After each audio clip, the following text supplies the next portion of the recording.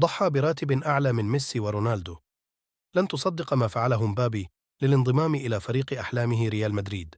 لو قال كيليان مبابي يوما أن حلمه اللعب لريال مدريد وكنت تظنه يبالغ، فشاهد هذا الفيديو لنهايته لتعرف كم التضحيات التي قام بها اللاعب الفرنسي للانضمام إلى النادي الملكي.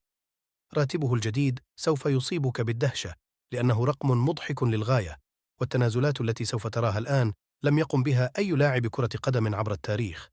رفض أن يتفوق على كريستيانو وميسي ويجني أموالا لم يربحها أي لاعب كرة قدم على الإطلاق، ثم تنازل عن كرامته ومكانته بشكل لا يصدق.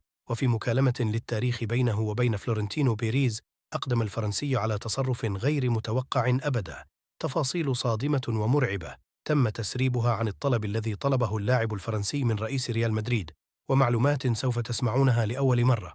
وأخيرا انتهى أطول مسلسل في تاريخ انتقالات نجوم كرة القدم، وانضم كيليان مبابي إلى ريال مدريد مجانا كما كان متوقعا، ليضرب فلورنتينو بيريز ضربته لناصر الخليفي، ويؤكد أنه أهم وأقوى رئيس ناد عرفته اللعبة.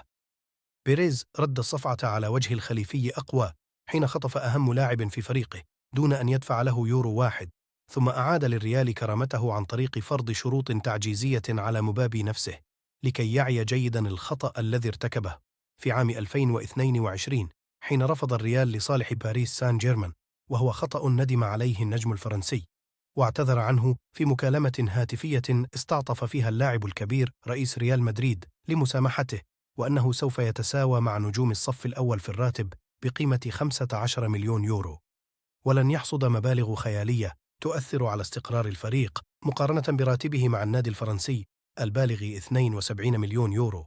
ومن المؤكد لن يمنحه ما عرضته عليه السعودية بأموال تتجاوز 200 مليون يورو سنويا.